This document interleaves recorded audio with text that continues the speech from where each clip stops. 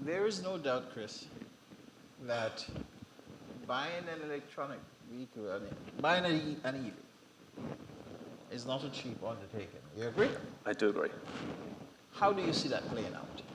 So there's multiple ways to look at it. Obviously, China are mass producing EVs now, and the price is falling rapidly.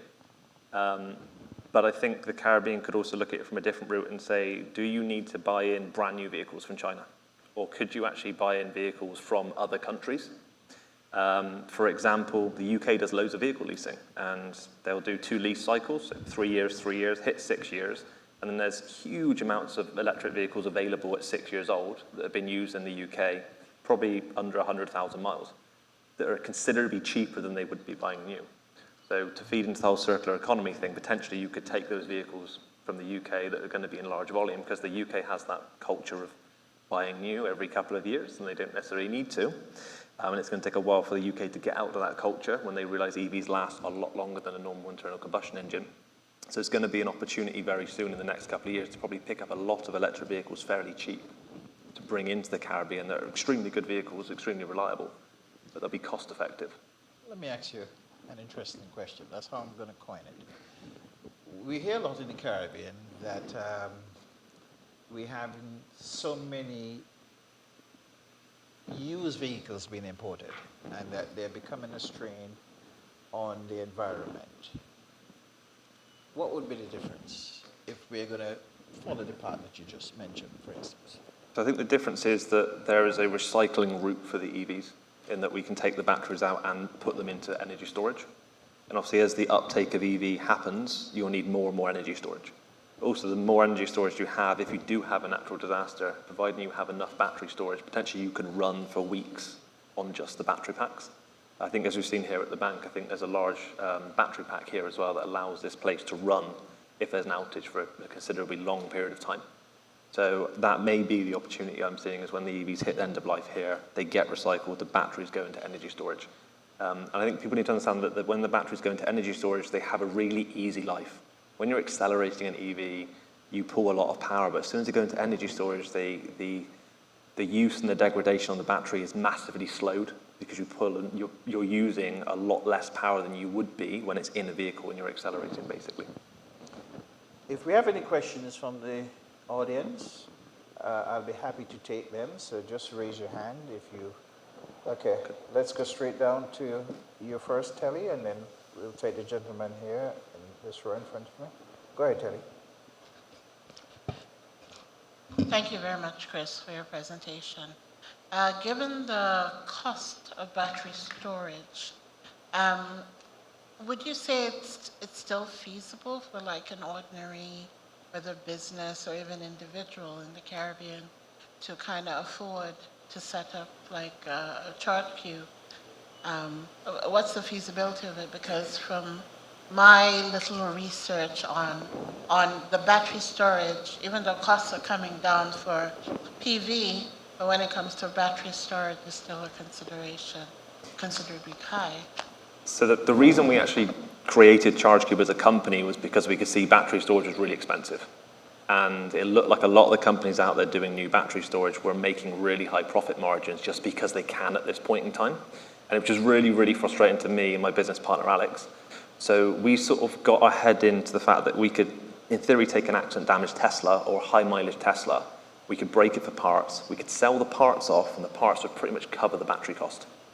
And then we'd have the batteries used for energy storage. Yes, there's still costs there, but if in comparison, a ChargeQube cost-wise is cheaper than you buying a charging infrastructure from China. And we can manufacture it in the UK as well. And we're still cheaper than Chinese manufacturing.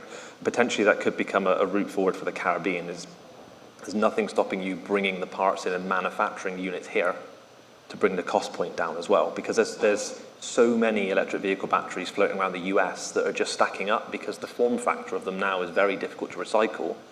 There's loads and loads available. So you may be able to source those components cost effectively, the inverter would come from China, batteries from the US sort of thing, but you potentially could build them in the Caribbean fairly cost effectively with your labor here to bring that cost point down. And obviously I expect you've got a lot of containers coming that you could reutilize into energy storage. So there may well be a market for yourselves to be more self-sufficient from a manufacturing point of view on the energy storage side of things. All right, thank you. Thank you. It's an interesting presentation. But I have a question. And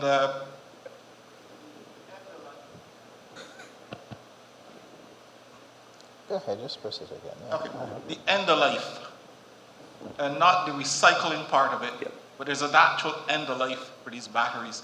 What happens at end of life? So currently it's a little bit up in the air, I've got to be honest with everyone.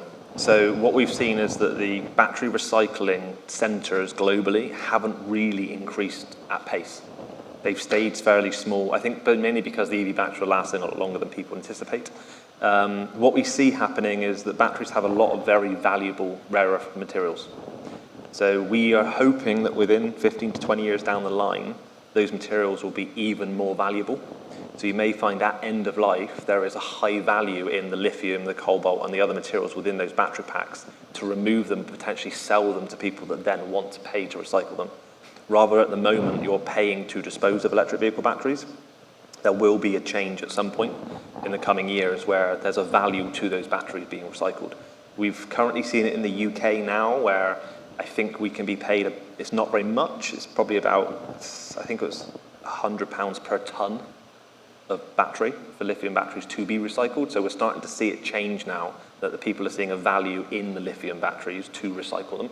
Whereas up till now, we've seen it be the opposite, where you've had to pay considerable amounts of money to dispose of them. Thank you. If we have any more, I'll take them. Go ahead. But just before we go to you, since we were on the battery situation, how do we build out the charging infrastructure? Okay, so charging infrastructure is an interesting one, but there's loads of companies and countries all over the world that have done this now. So what I would do is look at the other countries and go, what have they done well, what haven't they done well, learn from their mistakes, and then put that into place. Luckily, the islands here are fairly small, so you're not going to need crazy fast rapid charging, which all over the world they seem to think they need to charge as fast as possible. But most people that have an EV tend to charge at home. So every time they go out and get into their vehicle, is ready to drive.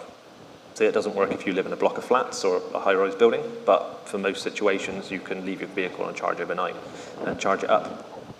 One thing it may be worth looking at doing in the Caribbean is V2G, because you can then take the batteries that are in the cars and use them to grid backup. So you can, in theory, take the energy that's in the battery, use it to store power in, and then pull that power back out of the battery overnight when the sun isn't shining to power up houses. If you can get that into a very clever integrated system that potentially uses AI modeling, weather data around those sort of things to put power in and out of the batteries, you can potentially pay people to use the power out of their battery in their vehicle that they potentially produce themselves in the daytime from the solar array. So there's some really clever stuff you can do from charge infrastructure. So it's probably just looking at it and going, we're going to transition to EV over the next, say, 10 years in the Caribbean. Where do we want to be? So let's put in vehicle-to-grid charging at the start, knowing that will become a thing, and that will help back up the grid on basically on nights or outages if there is a hurricane or a volcano. If you've got a fully charged 100 kilowatt-hour battery pack next to your house, you should be able to use that to maintain and power your house for probably a week in most situations. I think the average house may be 20 kilowatt-hours a day of usage.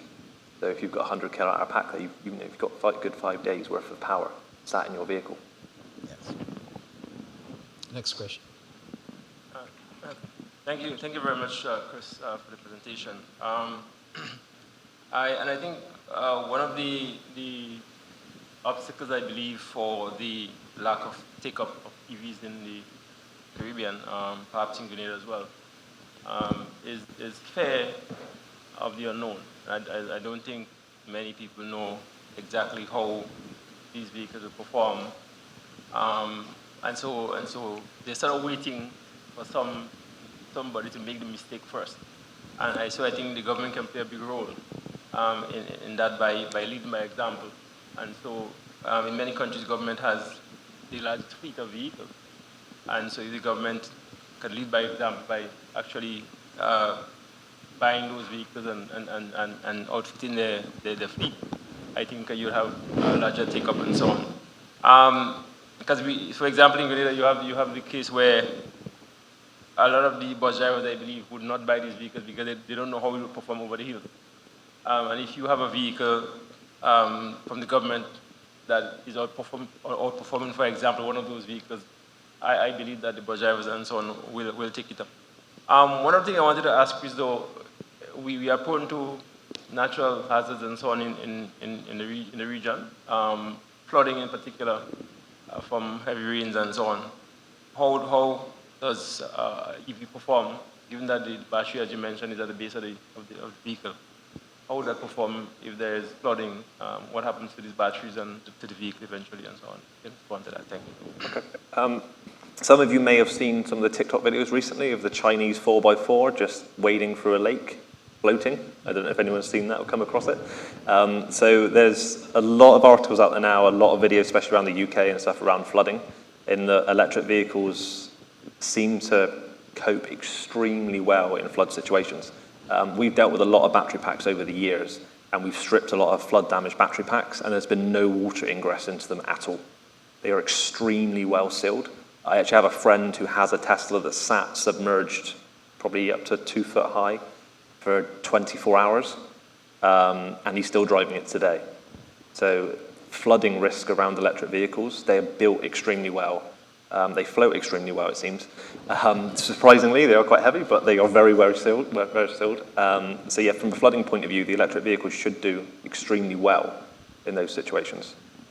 Maybe that ought to be one of the taglines. It probably depends on the manufacturer, though, just to put that. True. We must wrap up, unfortunately, so that we can try to stay on track. Thank you very much, Cris. No problem at all. And quite insightful. Thank you very much, everyone.